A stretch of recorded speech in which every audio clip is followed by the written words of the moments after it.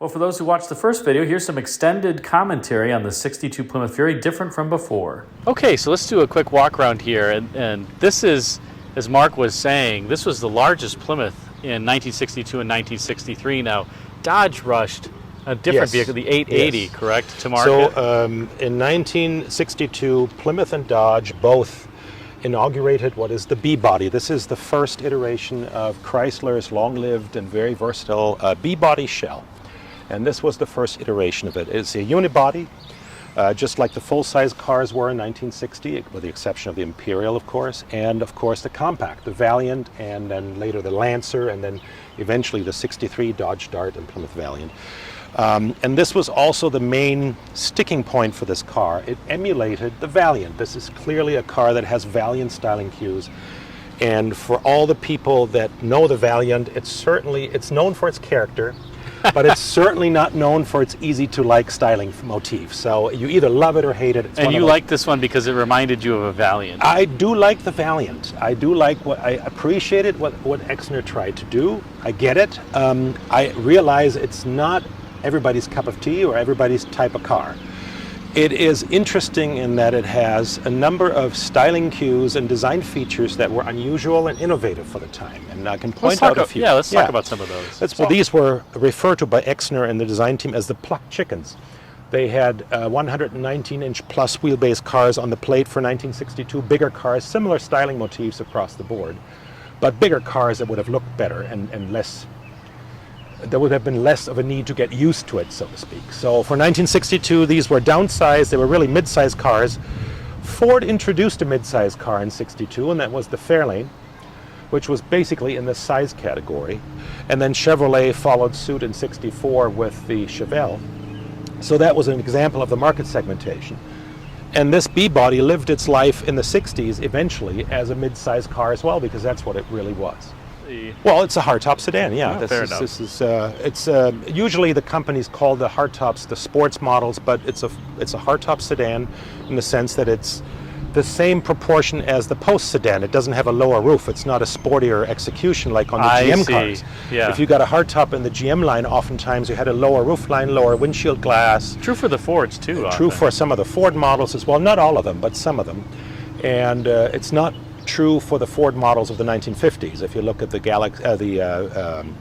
Crown Victoria 500, those cars, the Ford 500s, they were not lower when they were a hardtop. They had the same roof height. But this car still has a relatively long deck, but in proportion to the front, it's actually significantly shorter. And if you look at the shape of the wheel wells, very rakish, everything is sort of speed-lined and streaked rearwards. You know, you have a lot of swoop, a lot of taper and angle to the wheel openings, and then you have these very distinctive forms, these sculptural blades that come out of the sides, which is always a feature I found interesting. That's picking up on some of the Valiant cues. I mean, most of your viewers will know that the distinctive Valiant form feature was this section that came out of the hooded or the brow of the headlamp area and then swept into the front door. So this picks up on that.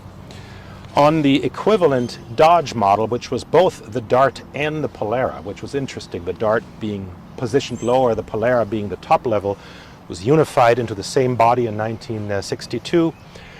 On the Polara, they even followed the Valiant motif even more directly by having this feature you see here come out of the wheel opening and literally copy the approach that the 1960 Valiant started. So it's a little strange that the Plymouth would deviate from the Valiant cue, which initially was not a Plymouth branded product, but then became a Plymouth branded product. But the Dodge would pick up that cue for the Dodge line. It's all very confusing and adds to this confused market situation for Chrysler, Plymouth, and the corporation in general by the early 1960s. Another important one here, and this predates the Oldsmobile Tornado, which is generally credited with this approach, is it's a fuselage or a monocoque design. It has no shoulder. It's flush from the belt line into the body side, which was usually not done in those days. At least the rear door portion, right? Well, the rear door portion, but really this form here that comes out of it, intersects the main slab-sided body, but it's really not a shoulder in itself, because that was usually driven by the need to segment the roof section from the rest of the body side by having glass that goes up and down. This is difficult to do because you don't have much leeway in terms of width to put all the mechanical stack-ups and the packaging for the glass. So this ledge is pretty chunky for beltline molding, just so they can get the window regulator mechanism and a few other things into the door.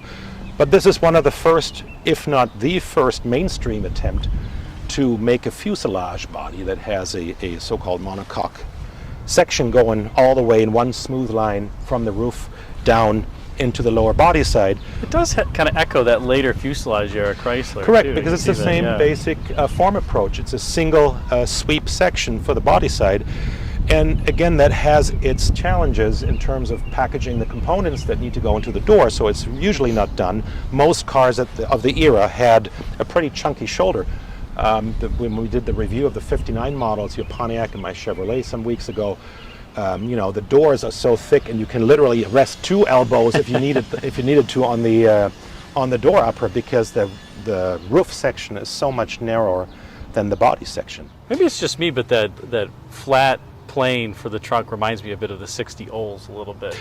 Yes, because it's very similar in treatment. This was one of the prevailing form cliches of the era. In the late 50s, and the 59 GM cars are a tribute to that, really powerful statement.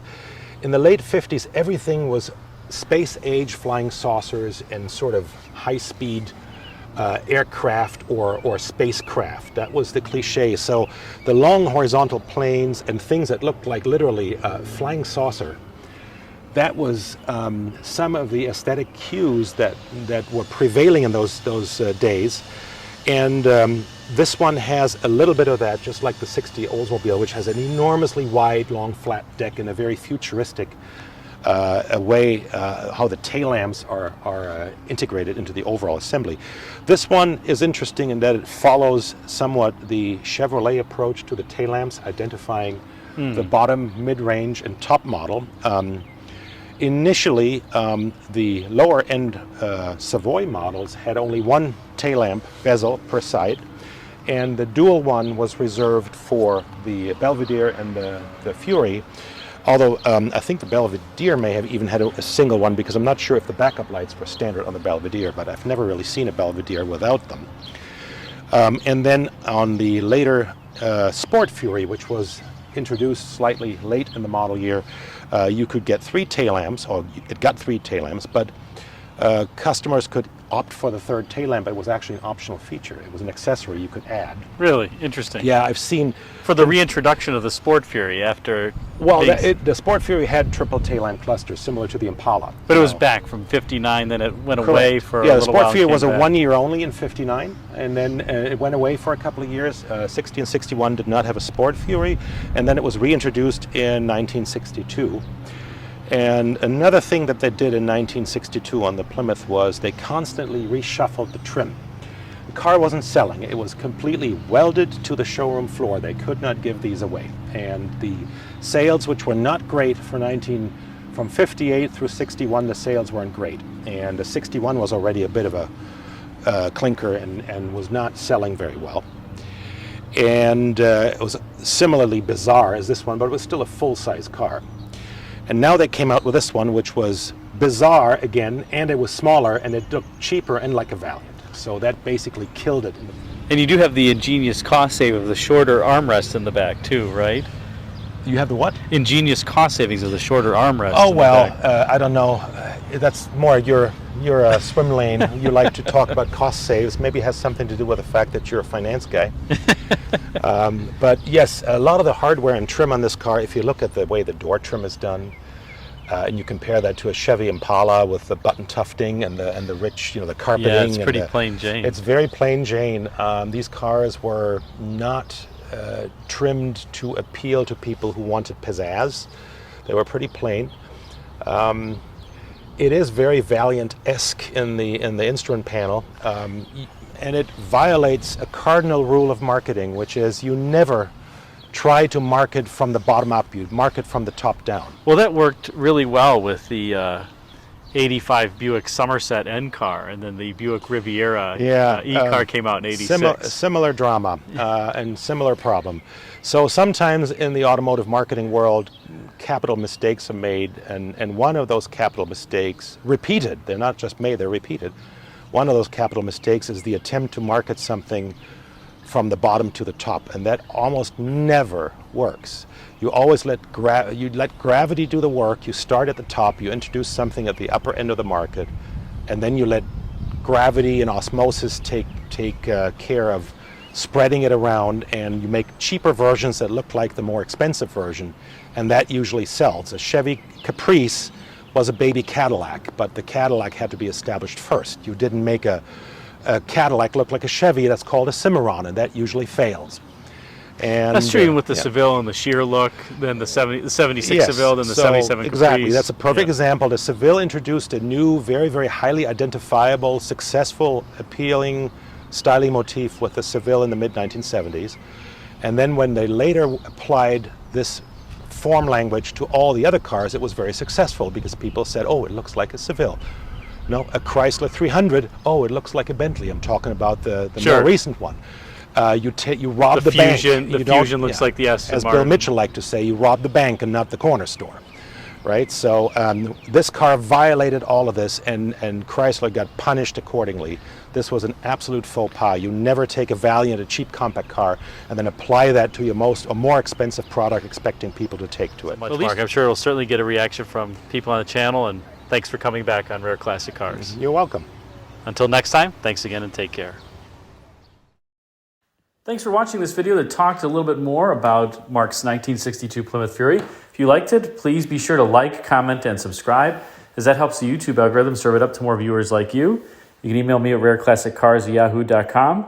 And if you really like the video, be sure to hit the super thanks button, which is the heart-shaped icon with a $sign in it.